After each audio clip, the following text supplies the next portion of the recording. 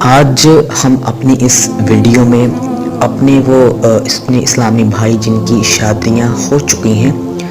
ان کے لیے ایک بہت ہی اہم ٹاپک پر بات کرنے جا رہے ہیں۔ بہت ہی اہم معلوماتی ویڈیو لے کر ان کی خدمت میں حاضر ہوئے ہیں۔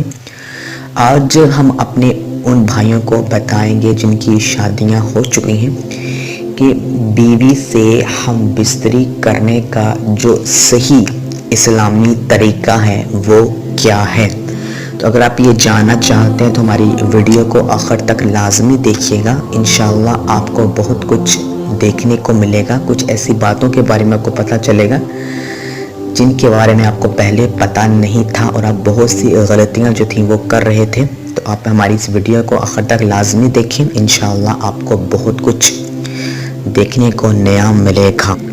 میاں بیوی کے تعلق سے کچھ ایسے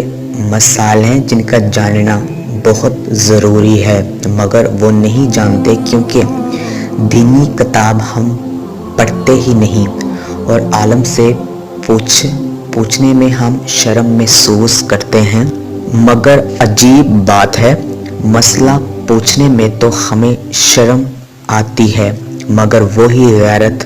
اس وقت مر جاتی ہے جب دلہا اپنے دوستوں کو اور دلہن اپنی سہیلیوں کو پوری رات کی جو کہانی ہوتی ہے وہ ساری سناتے ہیں۔ اور خیر یہ جو میسج ہم آپ کو بتانے جا رہے ہیں، یہ جو بات ہم آپ کو بتائیں گے، یہ بات آپ اپنے دوستوں اور عزیزوں میں جن کی شادیاں ہو چکی ہیں انہیں تحفے کے طور پر یہ میسج ضرور سینڈ کیجیے گا۔ حضرت جنید بغدادی رحمۃ اللہ علیہ فرماتے ہیں کہ انسان کو جماع کی ایسی ہی ضرورت ہے جیسے غذا کی، کیونکہ بیوی کی طہارت کا سبب ہے۔ ایک حدیث پاک میں آتا ہے کہ جس طرح حرام صحبت پر گناہ ہے اسی طرح جائز صحبت پر نیکیاں ہیں۔ ایک مسلم کی حدیث میں آتا ہے کہ نماز کے بعد شوہر اپنی دلہن کی پیشانی کے تھوڑے سے بال نرمی اور محبت سے پکڑ کر دعا پڑھے تو نماز اور اس دعا کی برکت سے میاں بیوی کے درمیان محبت اور الفت قائم ہوگی انشاءاللہ تعالی۔ اور ایک حدیث پاک میں آتا ہے کہ جب جماع کے وقت یعنی خاص جماع کے وقت بات کرنا مکروہ ہے، اسی طرح اس وقت عورت کی شرمگاہ کی طرف نظر کرنے سے بھی بچنا چاہیے، کیونکہ یوں ہی بالکل برہنہ بھی صحبت نہ کریں، یعنی برہنہ نہیں ہونا چاہیے سارا آپ کو، ورنہ بچے کے بے حیا ہونے کا اندیشہ ہے۔ ایک اور حدیث پاک میں ہے کہ ہم بستری کرنے سے پہلے بسم اللہ شریف پڑھنا سنت ہے، اور یاد رکھیں کہ سطر کھولنے سے پہلے آپ نے پڑھنی ہے بسم اللہ، اور سب سے بہتر ہے کہ جب کمرے میں داخل ہوں تب ہی بسم اللہ شریف پڑھ کر دایاں قدم اندر داخل کریں۔ اگر ہمیشہ ایسا کرتا رہے گا تو شیطان کمرے سے،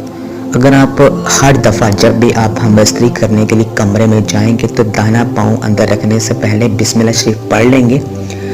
تو شیطان جو ہے وہ کمرے سے باہر ہی ٹھہر جائے گا، وہ کمرے کے اندر نہیں آئے گا، ورنہ وہ بھی آپ کے ساتھ شریک ہوگا۔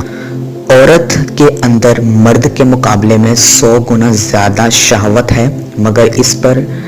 حیا کو مسلط کر دیا گیا ہے۔ تو اگر مرد جلدی فارغ ہو جائے تو فوراً اپنی بیوی سے جدا نہ ہو،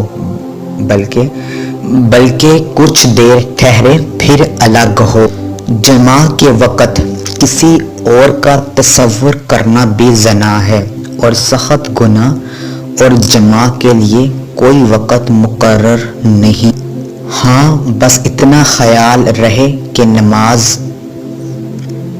نماز فوت نہ ہونے پائے، کیونکہ بیوی سے بھی نماز، روزہ،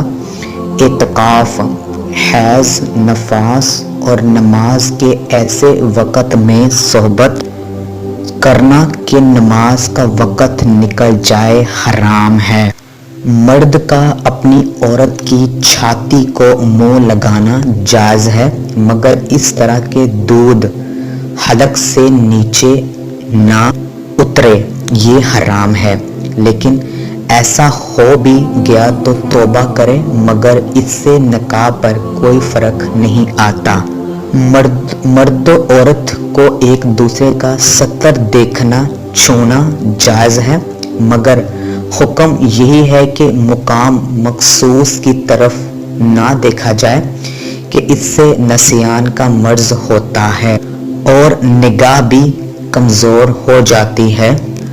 فراغت کے بعد مرد و عورت کو الگ الگ کپڑے سے اپنا سطر صاف کرنا چاہیے،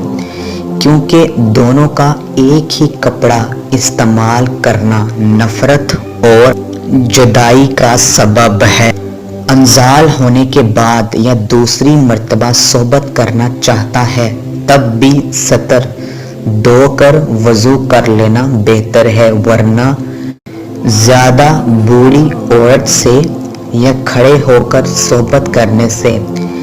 جسم پر بہت کمزوری ہو جاتی ہے۔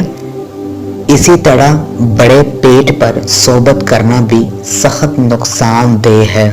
جماع کے بعد عورت کو دائیں کروٹ پر لیٹنے کا حکم دیں کہ اگر نطفہ قرار پا گیا تو انشاءاللہ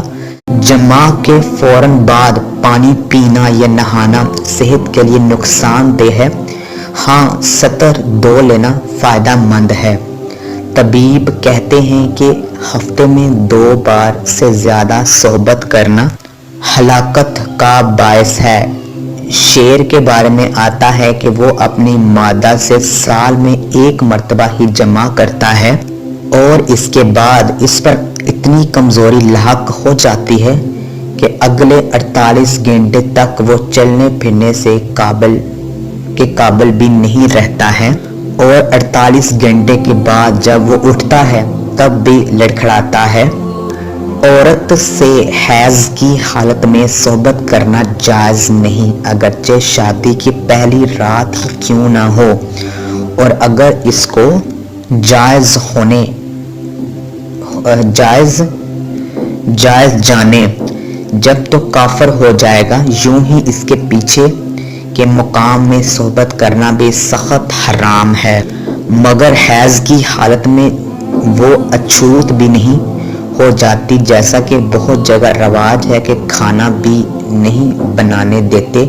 یہ جہالت ہے، بلکہ اس کے ساتھ سونے میں بھی حرج نہیں جبکہ شہوت کا خطرہ نہ ہو، ورنہ الگ سوئے۔ قیامت کے دن سب سے بدتر مرد اور عورت وہ ہوں گے جو اپنی راز کی باتیں اپنے دوستوں کو سناتے ہیں۔ عورت سے جدا رہنے کی مدت 4 مہینہ ہے، اس سے زیادہ دور رہنا منع ہے۔ جو بچہ سمجھدار ہو اس کے سامنے صحبت کرنا مکروہ ہے۔ اگر آپ کو ہماری آج کی ویڈیو پسند آئی ہے تو اس کو لائک اور شیئر کرنا مت بھولیے گا، اور اگر آپ ہم سے کسی مسئلے کے بارے میں کوئی وظیفہ پوچھنا چاہتے ہیں یا کسی شرعی مسئلے پہ ہمارے ساتھ بات کرنا چاہتے ہیں تو آپ ہمارے فیس بک پیج کا لنک ہے، وہ ہم آپ کو اپنی اس ویڈیو کی ڈسکرپشن میں دے دیں گے، اور آپ ہمارے اس ویڈیو کے ڈسکرپشن میں جا کر ہمارے فیس بک پیج کے لنک پر کلک کر کے ہمارے فیس بک پیج پر چلے جائیں، وہاں پر جا کر اپنا مسئلہ ہمارے ساتھ شیئر کریں۔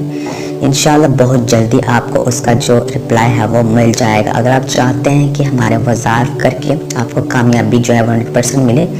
تو جو بھی عمل کریں، جو بھی وظیفہ کریں پورے یقین کے ساتھ کریں، اور وظیفے کو کرنے کے دوران پورا دھیان اس پر رکھیں، دل میں کسی بھی قسم کا کوئی بھی شک جو ہے وہ نہ لے کے وظیفے کو شروع کرنے سے پہلے اور دعا مانگنے سے پہلے درود شریف جو ہے وہ لازمی پڑھ لیا کریں، اور 5 وقت کی جو نماز ہے اس کو پابندی کے ساتھ پڑھا کریں، کوئی بھی نماز قضا نہ کیا کریں، پھر انشاءاللہ جو بھی عمل کریں گے آپ کو وہ عمل کریں گے فائدہ ضرور ہو۔